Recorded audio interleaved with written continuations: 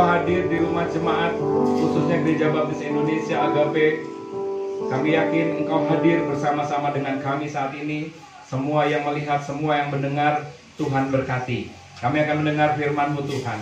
Kami penuh keterbatasan. Oleh karena itu, kiranya Tuhan menyempurnakan kami, melengkapi kami, sehingga ketika kami mendengar firman Tuhan, kami boleh memahaminya. Berfirmanlah Tuhan bagi kami semua, kami siap mendengar. Di dalam nama Tuhan Yesus Kristus, kami berdoa dan kami sambut firman-Mu. Haleluya. Amin. Shalom. Ya Bapak Ibu dan Saudara, senang sekali ya bahwa kita hidup hari ini karena kasih karunia Tuhan. Kita hidup karena berkat kemurahan Tuhan. Dan puji Tuhan, saya yakin dan percaya semua yang ada di tempat ini maupun di rumah masing-masing yang saat ini menyaksikan live streaming dari Gereja Baptis Indonesia Agape, pasti semuanya dalam kondisi yang sehat. Virus corona lewat, yakin? Amin, saudara. Ya, saudara yang terkasih dalam nama Tuhan Yesus, saat ini orang semua takut, ya, semua takut dengan virus corona. Bahkan kematiannya begitu banyak. Di Italia paling banyak, ini menyusul Amerika Serikat. Dan akhirnya, ya puji Tuhan kita tidak boleh melupakan penyakit yang lain. Saya Dr. Aris, spesialis penyakit dalam. Sebagai seorang internis, saya fokus pada corona, tetapi juga fokus pada penyakit-penyakit yang lain. Ya, satu kali saya pernah live di Facebook mengenai penyakit nomor 1 pembunuh di dunia, yaitu penyakit jantung.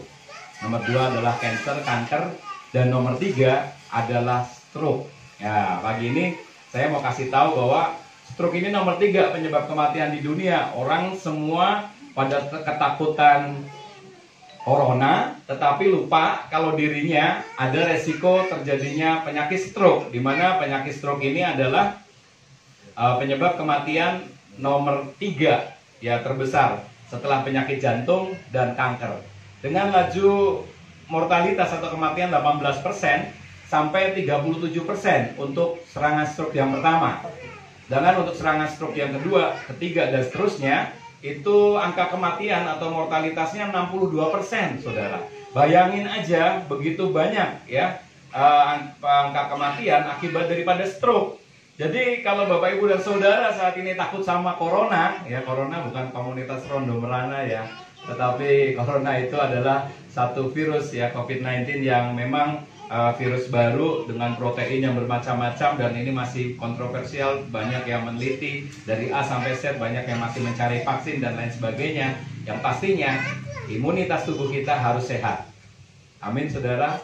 Semua harus sehat, tubuhnya harus sehat sehingga corona lewat. Tetapi kali ini saya akan kasih tentang stroke. Ya, stroke ini kalau ada pasien datang tiba-tiba lumpuh sebelah kiri semua. Wah, berarti kemungkinan ini kalau selalu stroke itu selalu tiba-tiba, datangnya tiba-tiba. Dibagi menjadi 3, ada stroke iskemik, ada stroke hemorrhagic, yang paling berat di sini hemorrhagic, ya perdarahan bisa sampai koma, kalau sudah koma bisa sampai titik, saudara.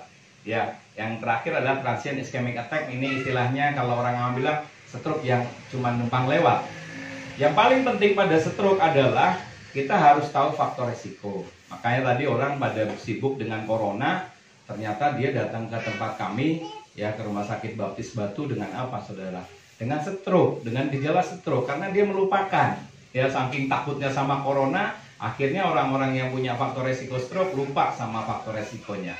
Faktor resiko stroke dibagi menjadi 2. Yang pertama adalah faktor resiko yang tidak bisa dimodifikasi. Faktor yang tidak bisa dimodifikasi ini usia. Saya selalu bilang semakin tua itu semakin resiko untuk terjadinya stroke. Makanya saya ingatkan melalui khotbah saya pagi ini, ya kalau sudah tua, rambutnya sudah putih semua, meninggalkan dunia hitam, itu harus semakin sabar. Jangan semakin galak, jangan semakin emosi dan lain sebagainya. Karena resikonya stroke. Jenis kelamin, ya banyak penelitian bisa laki-laki lebih sering terjadi stroke daripada wanita, atau ada juga wanita lebih sering daripada laki-laki. Tetapi saya percaya bahwa dari penelitian saya lebih suka percaya yang laki-laki lebih banyak kena stroke daripada wanita. Kenapa, saudara? Karena ya itu tadi ya, kita ini kepala rumah tangga, paijo paiman, ndak kerja ndak mangan, jadi kita harus kerja tiap hari ya, pulang ke rumah capek, istri dasternya suwek sisan, ya itu bahaya ya. Jadi kalau suami datang di rumah jangan ditagih bayaran listrik atau bayaran air atau SPP anak, dikasih teh dulu ya, istri macak yang bagus itu supaya suami itu senang hatinya. Kalau senang corona lewat ya, kalau senang stroke juga lewat, saudara. Ras, orang kulit putih itu lebih sering terkena stroke dibanding orang kulit hitam. Makanya yang badannya hitam, kulitnya hitam, nggak usah mandi susu, nggak usah ke salon biar putih, nggak usah suntik hormon biar putih, ya suntik VitaC terus biar kulitnya halus jadi putih, jangan dah, diterima aja, disyukuri. Ya hitam itu lebih kuat ternyata daripada orang kulit putih. Ya riwayat keluarga, kalau orang tuanya stroke maka anak-anak resiko stroke akan besar sekali. Ya bersyukurlah ada yang nuruni stroke, ya disyukuri orang tua yang stroke, tapi kita harus hati-hati ya, tetap bersyukur apapun yang diturunkan oleh orang tua kita. Ya resiko kayak saya ini dituruni ganteng enggak, jelek juga enggak, ya sedang-sedang aja lah, makanya enggak boleh nakal. Kalau ganteng sekalian, kalau elek sekalian malah laris ya. Ya makanya turunannya enggak jelek, enggak bagus juga. Jadi ya bersyukur aja, saudara. Itu yang tidak bisa dimodifikasi. Orang yang pernah kena stroke akan resiko stroke berulang. Nah, ini yang bisa dimodifikasi, yang tidak bisa dimodifikasi. Yang kedua, faktor resiko stroke yang bisa dimodifikasi adalah hipertensi. Kalau orang darah tinggi bukan akhir segalanya. Saya selalu bilang, turunkan tensi, kendalikan tensi, maksimal 140, bawahnya 90. Ya, jadi hipertensi harus distabilkan. Jangan sampai lebih dari sama dengan 150. Kalau lebih dari 150 resiko stroke besar. Kolesterol kalau lebih dari 200 itu bahaya. Oleh karena itu yang punya kolesterol harus diturunkan di bawah 200. Yang merokok segera stop ya. Corona ini ngejar orang-orang yang merokok loh, hati-hati loh. Ya faktor resiko untuk lebih kena corona ini dari penelitian yang dibaca, memang penelitiannya belum banyak, saudara, karena ini virus baru. Tetapi saya yakin dan percaya bahwa orang-orang yang merokok maka resiko stroke akan lebih besar daripada orang yang tidak merokok. Bahkan virus corona juga bisa ngejar orang yang merokok, saudara. Diabetes, orang kencing manis, kalau gula di atas 200 maka resiko terjadinya stroke besar. Makanya kalau diabetes, kencing manis juga jangan stres, bukan akhir segalanya. Yang penting gulanya harus di bawah 200. Lalu penyakit jantung, ya penyakit jantung. Orang yang resiko penyakit jantung, serangan jantung pernah pakai pakai ring, itu juga resiko stroke besar, saudara. Kemudian orang yang obesitas, kegemukan, lingkar perut lebih dari 80 cm pada wanita, pada laki-laki lebih dari 90 cm, itu resiko stroke besar. Kemarin saya bilang sama Bu Gembala nanti saya pakai mimbar ya. Iya dokter, ya nutupin perut ya. Ya saudara, perut saya nggak begitu kelihatan karena tertutup sama mimbar. Ya benar katanya Bu Gembala kemarin. Ya karena orang obesitas itu resiko stroke. Ya makanya turunkan lingkar perut pada wanita di bawah 80, pada pria di bawah 90. Pak Pendeta ini luar biasa, berhasil ya pendeta. Wah keren tuh keren. Ya itu nggak tahan napas ya. Enggak ya. Pendeta turun berpuluh-puluh kilo, 10 kilo. Luar biasa. Niat, saudara, yang penting niat. Tapi zaman corona gini jangan terlalu diet ya, hati-hati. Kalau kelaparan nanti corona bisa masuk karena imun kita turun. Ya. Kemudian yang terakhir ada konsumsi alkohol, minum minuman keras, rokok itu bahaya banget. Dan yang terakhir adalah stres. Nah, saudara, karena takutnya sama corona, akhirnya parno, salaman. Memang kita nggak boleh salaman. Tadi di bawah saya sudah sediakan hand sanitizer supaya semua cuci tangan dulu. Pendeta mungkin udah mandi, udah cuci tangan dari rumah. Nanti pulang juga kita pakai hand sanitizer. Ya. Saking ketakutannya bukannya kena corona tapi kena stroke, sama aja saudara ya. Oleh karena itu firman Tuhan pagi ini luar biasa ngajarin kepada kita. Yang jelas untuk menghilangkan stroke, untuk menghilangkan corona atau penyakit yang lain, saya selalu bilang pakai jamu saya. Jamunya jaga mulut, ya, emosi harus ditotok. Tidak ada dalam satu masalah, marah itu bukan satu-satunya jalan untuk menyelesaikan masalah. Emosi bukan satu-satunya jalan untuk menyelesaikan masalah. Tetapi kita harus jaga mulut kita. Marah boleh, jangan sampai matahari terbenam, apalagi diingat-ingat sampai besok dan besok. Nah, itu bahaya saudara. Akhirnya stres, stroke masuk. Ya, makanan kalau orang kolesterol, orang hipertensi, ngurangi asin-asin, ngurangi bajingan, bayam, jeroan, kacang, gorengan. Itu pokoknya saya akan ingatkan terus sampai kita bertobat. Ya, supaya jangan kelebihan. Prinsipnya boleh, tapi jangan kelebihan. Yang kedua adalah jaran itu jaga pikiran. Berpikir positif. Filipi 4 ayat 8 bilang, pikirkan yang benar, yang suci, yang adil, yang mulia, yang sedap didengar. Kalau sesuatu itu nggak sedap didengar, nggak usah dipikir, saudara. Dibuang aja. Corona buat mati orang banyak gitu ya. Saat ada satu kali saya dikirimin artikel bahwa di Wuhan itu mereka tidak menyiarkan berita-berita yang buruk, berita-berita kematian dan lain sebagainya, tidak. Tetapi mereka yang diberitakan adalah yang positif-positif. Dan akhirnya membuat semua orang Wuhan berpikir positif. Dan itu yang membuat imun kita meningkat, saudara. Oleh karena itu, jaran ini penting banget. Jaga pikiran, berpikir positif. Yang benar, yang suci, yang adil, yang mulia, yang sedap didengar aja. Kalau sesuatu nggak sedap didengar tuh nggak usah dipikir. Ya diomongi orang elek-elek, oh enggak, orangnya juga belum tentu ngomong, ya didengerin akhirnya sakit sendiri, saudara. Ya, jahat jaga hati. Hati yang gembira, obat yang manjur. Ketika saudara stres, ketika saudara ngelokro, orang Jawa bilang, patah semangat, apa yang terjadi? Imunitas kita, imun tubuh kita turun. Kalau turun, corona masuk, stroke bisa masuk, apapun bisa masuk, saudara. Yang kedua, olahraga rutin ya. Kalau pagi-pagi ya mungkin karena ini zamannya corona ya, jalan aja kaki di depan rumah bolak-balik gitu, saring 15 sampai 30 menit sebelum jam 10 pagi itu udah bagus sekali. Dan yang terakhir, kalau sudah kena stroke, kencing manis, darah tinggi, kolesterol, jangan malu ke dokter. Jangan takut berobat karena itu penting sekali. Ya. Saudara yang terkasih, dalam nama Tuhan Yesus, itu yang bisa saya sampaikan sebagai seorang dokter spesialis penyakit dalam. Dan saat ini mari kita bersama-sama membuka di dalam Injil Markus pasal yang ke-14. Injil Markus pasal yang ke-14 ayat 32 sampai dengan 41. Saya mau kasih tahu bahwa walaupun hari Jumat besok kita tidak bisa merayakan Jumat Agung, ya tapi mukjizat pasti terjadi. Kalau pemerintah cabut besok boleh merayakan Jumat Agung, mari kita bersama-sama ke gereja untuk mengingat kebaikan Tuhan yang begitu luar biasa. Saya akan baca di dalam Markus pasal 14 ayat 32 sampai 36. Ini adalah hari Kamis ya. Kalau kejadian ini terjadi hari Kamis. Hari Kamis, hari Jumatnya Tuhan Yesus disalibkan dan mati. Ya, saya akan baca di Taman Getsemani. Lalu sampailah Yesus dan murid-muridnya ke satu tempat yang bernama Getsemani. Kata Yesus kepada murid-muridnya, duduklah di sini sementara aku berdoa. Dan ia membawa Petrus, Yakobus, dan Yohanes sertanya. Ia sangat takut dan gentar. Lalu katanya kepada mereka, hatiku sangat sedih, seperti mati, seperti mau mati rasanya. Tinggallah di sini dan berjaga-jagalah. Ia maju sedikit, kemudian ia merebahkan diri ke tanah dan berdoa, supaya sekiranya mungkin saat itu lalu daripadanya. Katanya, ya Aba, ya Bapa, tidak ada yang mustahil bagimu. Ambillah cawan ini daripadaku, tetapi janganlah apa yang aku kehendaki, melainkan apa yang engkau kehendaki. Ayat 37.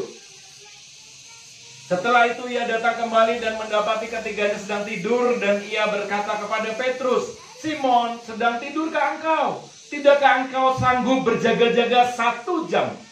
Berjaga-jagalah dan berdoalah, supaya kamu jangan jatuh ke dalam pencobaan. Roh memang penurut tetapi daging lemah. Lalu ia pergi lagi dan mengucapkan doa yang itu juga. Dan ketika ia kembali pula, ia mendapati mereka sedang tidur, sebab mata mereka sudah berat dan mereka tidak tahu jawab apa yang harus mereka berikan kepadanya. Kemudian ia kembali untuk ketiga kalinya dan berkata kepada mereka, tidurlah sekarang dan istirahatlah.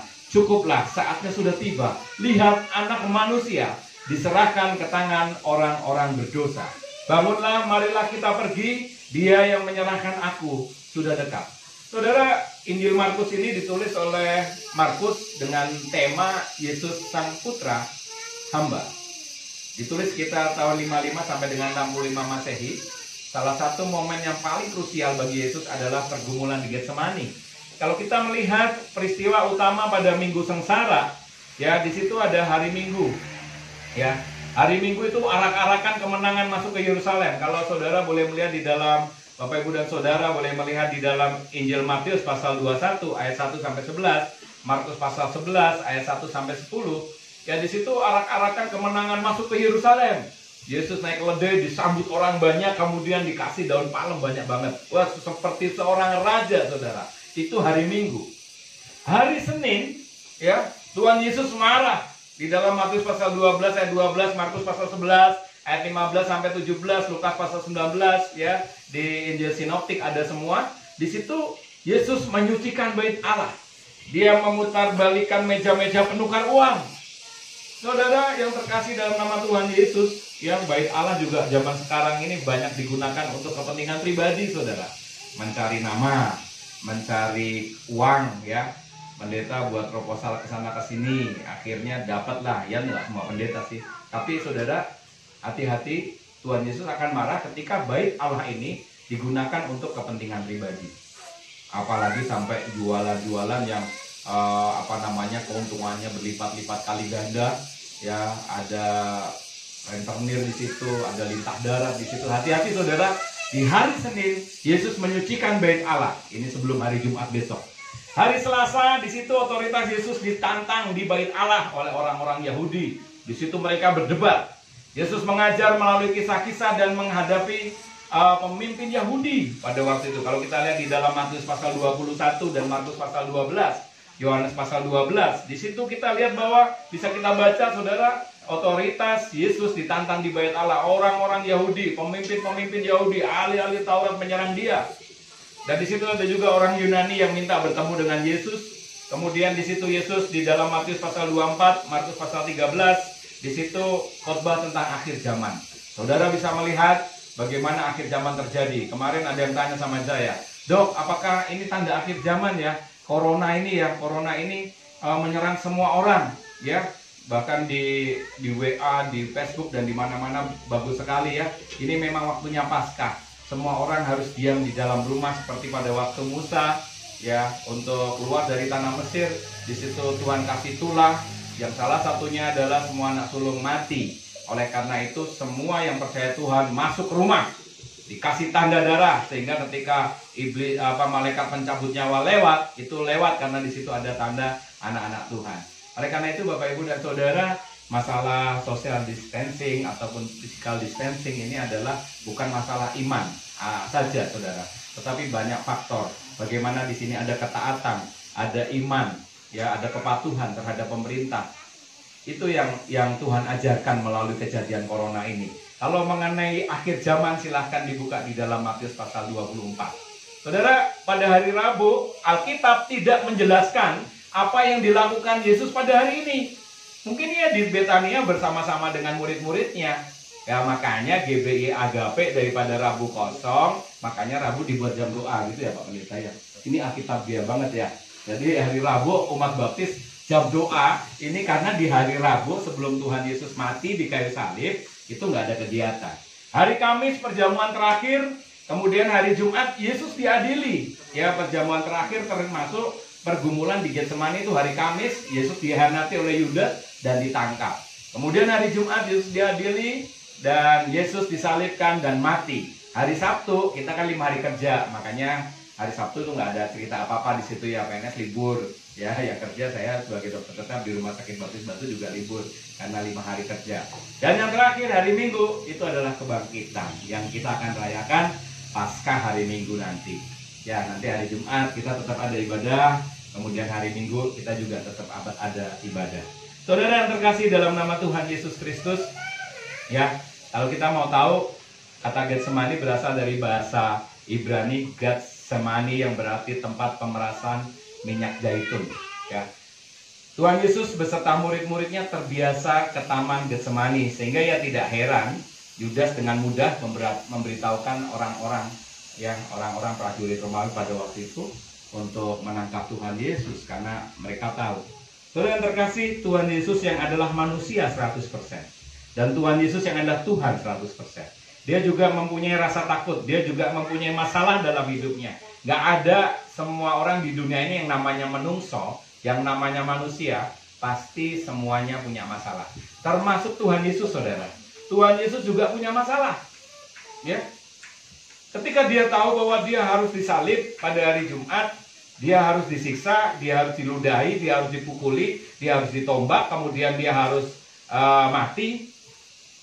Betapa takutnya saudara. Virus corona yang menyerang kita yang nggak ngerti aja, kita sudah takut. Tuhan Yesus tuh tahu bahwa hari Jumat nanti dia akan disalibkan, dia akan disiksa, dan dia akan mati. Dia nggak tahu kita matinya kapan aja, kita takut sama virus corona. Apalagi Tuhan Yesus yang tahu matinya. Dan matinya bukan cara terhormat saudara, cara disalib, disiksa. Pasti dia mengalami ketakutan yang luar biasa besar. Takut sekali. Siapa yang nggak pernah takut? Saya juga pernah takut saudara. Ketika saya ospek di Universitas Islam Sultan Agung, Fakultas Kedokteran tahun 95, di situ saya dimasukkan kamar mayat. Ya, sebelum itu ditutup matanya saudara, ditutup matanya, kemudian kita dinaikin lantai 1, lantai 2, lantai 3, akhirnya dimasukkan ke kamar mayat. Kita baris satu-satu antri. Ya, di situ ada teriakan kencang sekali, "Mami!" gitu ya. Duh, kayak lo koncomu semaput kayak lo, belum mayat semaput koncomu. Waduh, saya takut sekali saudara, dengan mata tertutup saya takut. Apalagi waktu itu OKB, orang Kristen baru. Saya baru dibaptiskan tanggal 27 Desember 91 di Gereja Baptis Indonesia Kedungmundu, Semarang saudara. Di situ saya takut sekali. Ya, ketika harus masuk kemudian didorong begitu, habis mata saya tutup mata saya dibuka, saya didorong. Wah, ngeri sekali saudara. Waktu itu gelap sekali dan dingin. Ya, lantainya dikasih es. Kemudian saya datang di situ tiba-tiba pocong ada terlempar di muka saya. Kemudian saya tangkap, saya lempar lagi saudara. Semua ya, saya ketakutan sekali saudara. Saya takut tapi puji Tuhan. Pada waktu itu saya bilang, dalam nama Yesus, iblis dikalahkan. Saya bilang itu, pocong juga kalah. Lalu dia lempar lagi ke saya. Saya langsung berpikir, ini kan mati. Orang mati kan nggak mungkin jalan lagi. Ini pasti di belakangnya ada kakak kelas saya atau siapapun. Di belakangnya ada orang yang hidup, saya bilang gitu. Benar, ketika saya pegang pocongannya, saya lihat, kakak saya di belakang. Kakak kelas saya di belakangnya. Saudara, semua orang pasti punya rasa takut. Semua orang pasti punya masalah. Masalah hidup itu cuma seks, kehidupan rumah tangga kita, ya, mau perselingkuhan kayak orang ketiga, orang keempat, orang kelima. Yang kedua adalah kekuasaan. Ya, kalau orang hidupnya cuma seks, maka dia menjadi maniak seks, dan akhirnya dia akan jadi gangguan jiwa saudara. Orang kekuasaannya masalah hidup. Kalau orang di otaknya hanya kekuasaan, pimpinan, bos, direktur, presiden, lama-lama dia akan jadi gangguan jiwa juga saudara. Uang, ini masalah hidup. Siapa yang nggak pengen uang? Siapa yang nggak suka uang? Yang nggak suka uang ya cuman setan aja ya. Kalau kita manusia pasti masih suka uang.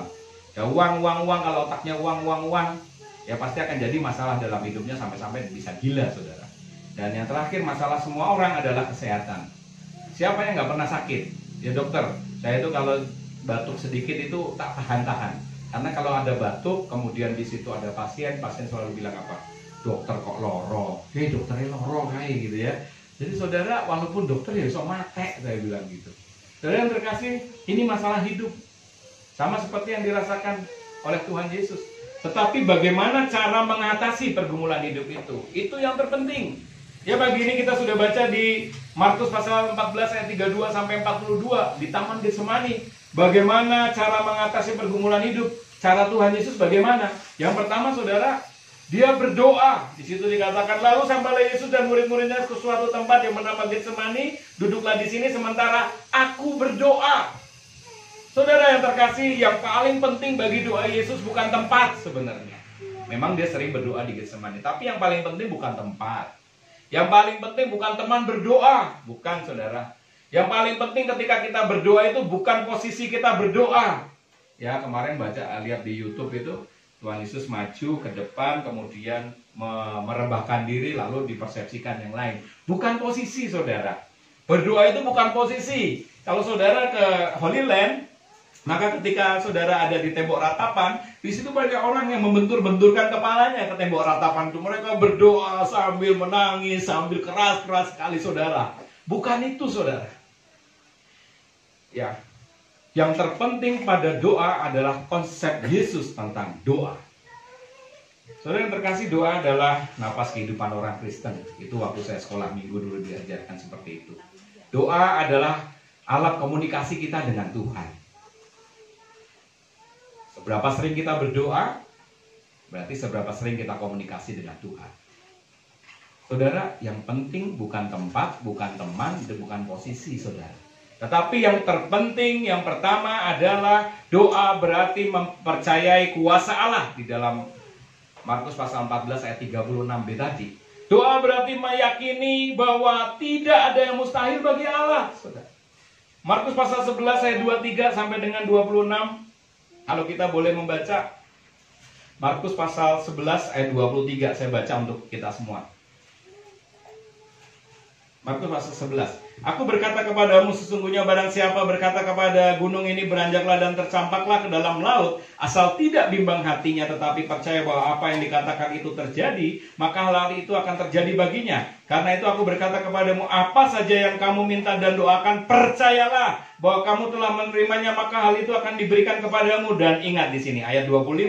Dan jika kamu berdiri untuk berdoa, ampunilah dahulu sekiranya ada barang sesuatu dalam hatimu terhadap seseorang, supaya juga Bapamu yang di surga mengampuni kesalahan-kesalahanmu. Ini konsep saudara. Kadang kita bertanya sama Tuhan, kenapa doa kita tidak terjawab? Ayat 23, 24, 25 tadi. Karena kita bimbang, karena kita ragu, karena kita nggak percaya sama Tuhan. Oke lah, aku nggak bimbang, aku nggak ragu, aku percaya. Ternyata, saudara, kita masih menyimpan dendam, kita masih menyimpan kesalahan orang lain. Susah doa itu dikabulkan, karena Bapamu tidak akan mengampuni kalau kamu tidak mengampuni. Itu yang sering kita protes sama Tuhan. Tuhan, kenapa doa aku nggak dijawab? Loh, kamu ragu, Tuhan aku nggak ragu, Tuhan aku nggak bimbang, Tuhan aku percaya bahwa Engkau Allahku yang dahsyat. Kamu nggak bisa ngampuni saudaramu, kamu tidak bisa ngampuni teman gerejamu, kamu tidak bisa ngampuni orang lain, kamu tidak bisa ngampuni teman sekantormu, kamu tidak bisa ngampuni istrimu, kamu tidak bisa ngampuni anakmu, kamu tidak bisa ngampuni orang tuamu. Itu konsep. Yang kedua, doa berarti mempercayakan diri pada rencana Bapa. Di dalam ayat 36b. Ya, cawan itu adalah lambang penderitaan saudara. Lambang penderitaan. Dari kecil, dari lahir, dari Tuhan Yesus sebelum lahir. Ya, waktu itu pendeta khotbah tentang Kejadian yang 3 ayat 15-16-nya belum selesai ya karena corona ini. Maka di situ sudah dinubuatkan semua. Kelahiran tentang Tuhan Yesus dinubuatkan, lalu dimasuk di Matius. Ya, semuanya adalah melakukan kehendak Bapa, saudara. Melakukan rencana Bapa. Sehingga ketika dia merasa bahwa dirinya dalam kondisi yang begitu berat, dia harus mati di kayu salib. Dia bilang, Tuhan kalau bisa cawan ini lalu daripadaku. Cawan itu lambang penderitaan. Tapi dia berdoa. Yesus berdoa, Yesus mempercayakan diri pada rencana Bapa. Doa bukan sekedar memberitahu, tetapi coba kita mencari tahu. Di dalam Matius 6 ayat 8-10. Doa bukanlah memaksa Allah untuk menunjukkan kuasanya, tapi menyandarkan diri pada rencananya yang sempurna. Kita itu sering doa kita itu memaksakan kehendak Tuhan. Pokoknya Tuhan. Kita itu senangnya begitu ya. Pokoknya paling hebat. Orang Indonesia ini menangnya sama pokoknya. Alasannya apa? Pokoknya gitu ya. Doa bukanlah memaksa Allah untuk menunjukkan kuasanya, tapi menyandarkan diri pada rencananya yang sempurna. Itu doa, saudara. Doa bukan mencari kuasa untuk melakukan apa yang kita mau, tetapi mencari kekuatan untuk menundukkan kemauan kita. Itu konsep doa. Jadi ada orang suruh doa sama Bapak Gembala, nggak bisa, saya nggak bisa berdoa. Loh, masa ngomong bisa, masa berdoa nggak bisa? Bisa, saudara-saudara. Konsep doa bukan karena kata-kata yang hebat, kata-kata yang indah, saudara. Tetapi tadi, bahwa doa berarti mempercayai kuasa Allah. Saudara, yang kedua, kita bisa lihat tadi di ayat 33-34. Yang dilakukan oleh Yesus ketika menghadapi pergumulan yang berat adalah dia berbagi dengan murid-muridnya. Artinya apa, saudara? Ketika saudara menghadapi pergumulan, saudara harus rajin bersekutu. Ya. Saya kadang waktu gereja bebas dibuka dari Senin sampai Minggu ya, pendeta ya, ada ibadah. Kita malas-malasan, saudara. Ya, kita malas bersekutu. Minggu lebih milih kita piknik. Minggu lebih memilih kita jalan-jalan. Minggu lebih memilih kita senang-senang ya sama keluarga.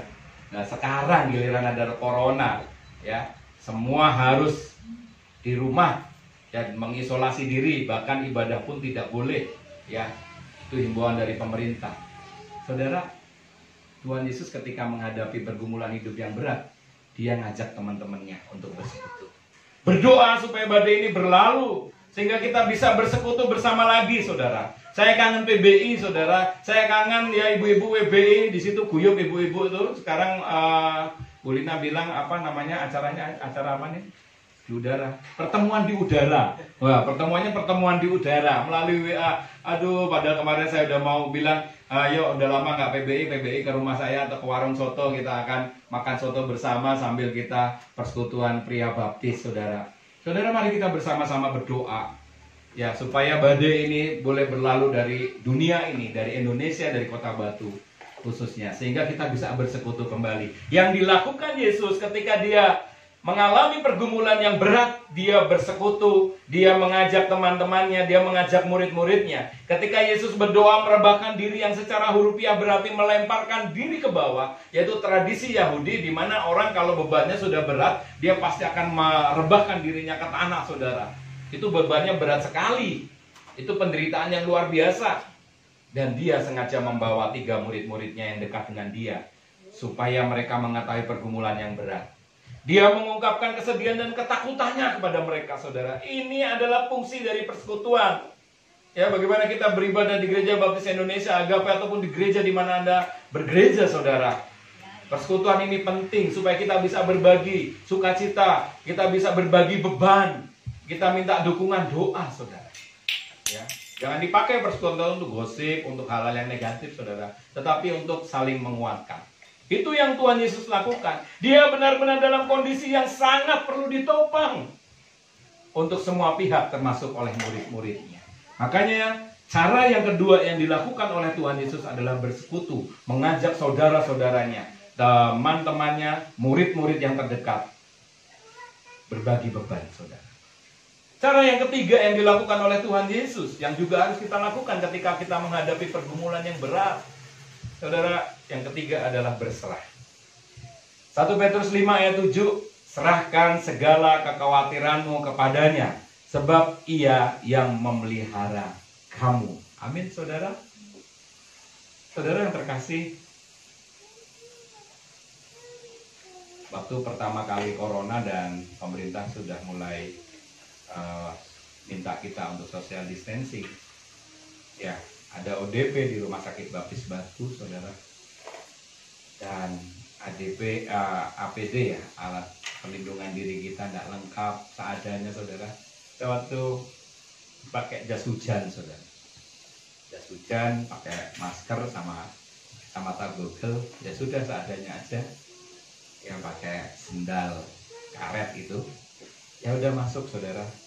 Kemudian pulang sampai di Jatimpak persis di mobil saya itu ada lagu rohani, satu-satunya yang ku andalkan, satu-satunya yang ku percaya.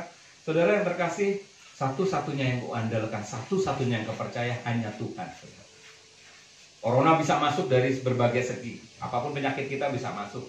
Saya di situ saya berhenti, kemudian saya menangis, saya naikkan pujian itu, saudara. Saya hanya bisa berserah kepada Tuhan. Dan saya minta Tuhan tolong, saya jangan sampai kena, sehingga anak, istri saya, keluarga saya, orang-orang yang saya kasih tidak ketularan dari saya. Saudara, serahkanlah segala kekhawatiranmu kepadanya, sebab ia akan memelihara kamu. Takut, saudara. Tiap hari saya harus berangkat ke rumah sakit. Kalau boleh memilih, saya pilih tinggal di rumah 14 hari mengisolasi diri. Tapi tidak bisa, saudara. Sebagai dokter kita sudah disumpah mengutamakan kemanusiaan. Maka yang saya bisa lakukan berdoa. Dan saya senang sekali Bapak Gembala minta live streaming di sini. Saya sudah rindu sekali untuk bersekutu. Ya, ada Kohar, ada Mas Fidel, ada Mas Niko, ada Oma, ada Diela di sana. Tunggu sesuatu yang indah pada pagi hari ini. Berserah, mari kita berserah kepada Tuhan apapun masalahmu.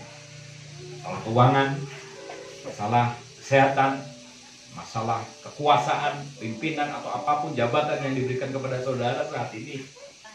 Saudara punya hubungan yang sedang retak dengan istri saudara, dengan suami saudara. Saudara, ikutilah cara Tuhan Yesus. Dia berdoa, dia bersekutu, dia berserah. Dan yang terakhir, ya, berani berkata, biarlah kehendakmu yang terjadi. Ini yang sering kita sulit, berani berkata, biarlah kehendakmu yang terjadi.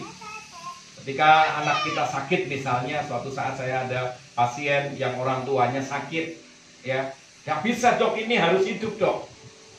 Harus hidup dok. Saya bilang, sebagai dokter saya tidak pernah menjanjikan kesembuhan. Sebagai dokter saya akan mengusahakan sesuai dengan ilmu pengetahuan yang saya punya. Karena kekurangan saya banyak sekali. Karena itu mari kita berdoa, biarlah kehendak Tuhan yang terjadi.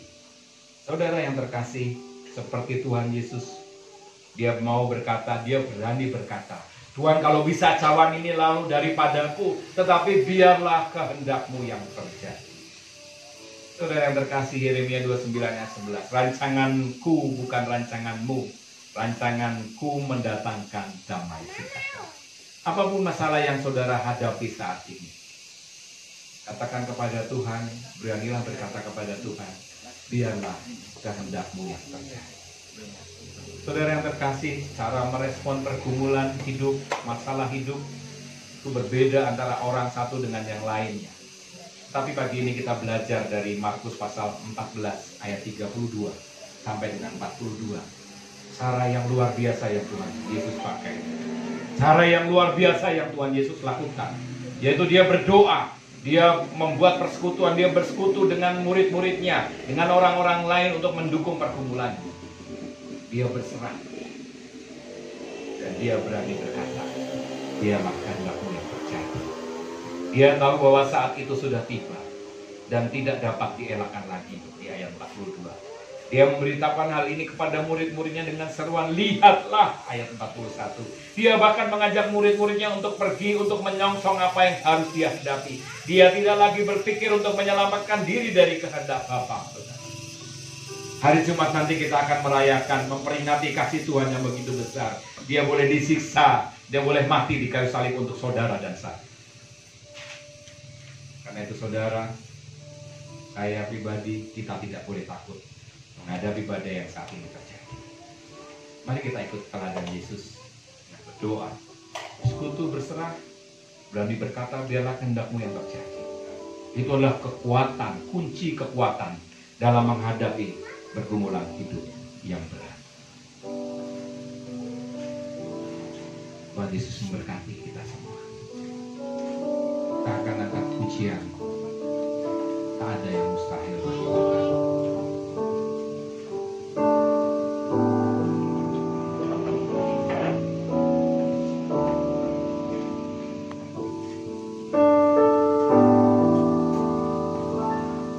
Ku yakin saat kau berfirman,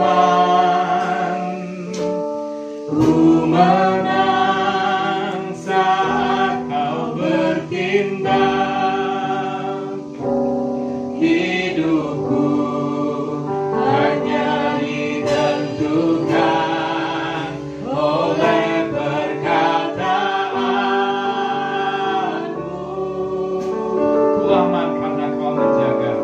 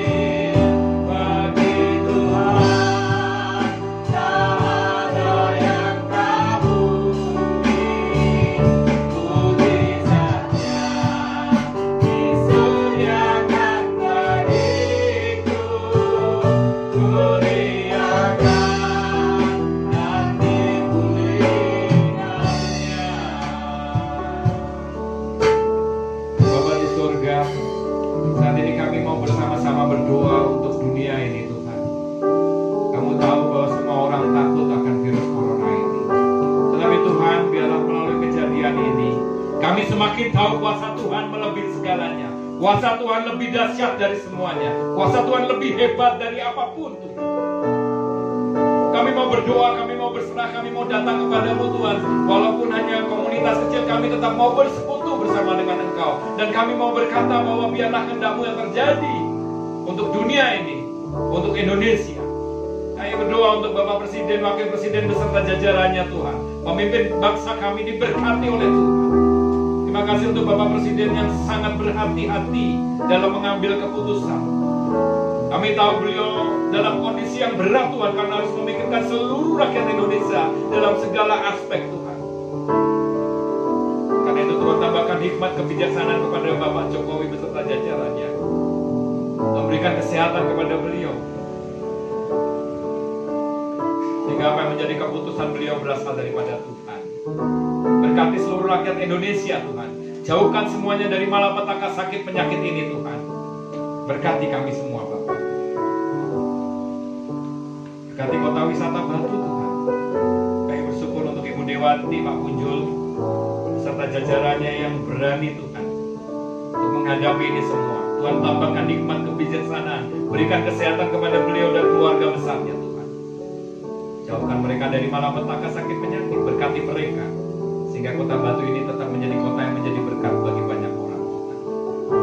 Dan berkati segenap lapisan masyarakat dari pengusaha yang paling tinggi maupun yang terendah sekalipun mereka mendapatkan imbas dari ini semua. Tuhan beri kekuatan Tuhan. Perekonomian di Indonesia tidak goyah tetapi tetap kokoh karena Tuhan ada. Tuhan menyertai negeri kami ini. Berkati gabungan Gereja Baptis Indonesia yang walaupun tidak sampai saat ini belum melakukan musyawarah besar, biarlah dengan pengurus yang ada mereka terus berjuang Tuhan untuk menguatkan segenap umat Baptis di seluruh Indonesia beserta simpatisan supaya tetap berharap hanya kepada Tuhan saja. Berkati Rumah Sakit Baptis Batu Tuhan. Terima kasih untuk Dr. Oi, Dr. Eril dan Ibu Evi Sukesi sebagai direksi saat ini yang Tuhan percaya. Berikan hikmat kebijaksanaan, berkati keluarga mereka, berikan kesehatan, kekuatan, dijauhkan dari malapetaka sakit penyakit Tuhan. Dan Rumah Sakit Baptis Batu tetap kokoh, tetap bisa menjadi berkat bagi banyak orang. Terima kasih untuk orang-orang yang mengasihi saat ini Tuhan. Mereka memberikan APD, memberikan bantuan-bantuan dalam moral dan material. Tuhan berkati mereka semua. Terlebih Tuhan berkati kami yang bekerja di Rumah Sakit Baptis Batu. Tuhan jauhkan dari corona Tuhan ataupun penyakit yang lain Tuhan. Kami rindu Tuhan. Kuasa Allah bekerja di Rumah Sakit Baptis Batu. Kami bisa menolong banyak orang, kami bisa membantu banyak orang. Semua pasien yang pulang, Tuhan berikan mereka kesehatan, damai sejahtera. Demikian juga semua karyawan yang bekerja di sana, Tuhan, secara ekonomi Tuhan cukupkan, Tuhan berikan damai sejahtera. Berdoa untuk Gereja Baptis Indonesia Agape. Terima kasih untuk Bapak Gembala, Ibu Gembala, anak kekasih kami Kaleb, Mas Ruben, dan Oma yang sementara dari Semarang boleh ada di kota Batu ini. Tuhan berkati keluarga hamba Tuhan kami ini Tuhan. Memberikan kesehatan, kekuatan, damai sejahtera. Tuhan cukupkan setiap apa yang menjadi kebutuhan hidupnya Tuhan. Misi-misi untuk Gereja Baptis Indonesia Agape yang sudah ada di perencanaannya Tuhan memberkati beliau. Bersama-sama dengan jemaat kami boleh maju, kami boleh berjuang bersama-sama Tuhan. Dalam kondisi yang sulit ini kami bisa saling mendukung Tuhan. Kami bisa memberikan yang terbaik untuk pekerjaan Tuhan. Terima kasih Bapak, berkati semua jemaat yang sakit Tuhan sembuhkan, yang lemah iman Tuhan kuatkan. Tuhan cukupkan setiap kebutuhan ekonomi rumah tangga jemaat di Gereja Baptis Indonesia Agape Tuhan. Cukupkan kebutuhan mereka semua. Bapak berkenan memberkati panitia perancang gereja, persatukan mereka Bapak. Walaupun kami ada di rumah tetapi kami saling berdoa, saling mendukung, saling memberikan ide-ide yang baik untuk perkembangan Gereja Baptis Indonesia Agape. Terima kasih Bapak di surga untuk semuanya. Berkati rumah tangga, lepas rumah tangga kami saat ini yang ada di tempat ini untuk melayani Tuhan, berkati kami semua. Terima kasih Bapak di surga, kami juga akan memberikan persembahan, persepuluhan untuk pekerjaan Tuhan. Kiranya Tuhan memberkati orang-orang yang sudah memberikan persembahan, perpuluhan untuk Gereja Baptis Indonesia Agape, untuk pekerjaan Tuhan di Gereja Baptis Indonesia Agape. Tuhan berkati kami. Firman Tuhan berkata, ketika kami menabur yang banyak, maka kami akan menuai yang banyak juga. Berkati kami semua, Bapa. Di dalam nama Tuhan Yesus Kristus, kami berdoa dan kami mengucap syukur kepada Bapa di surga. Haleluya.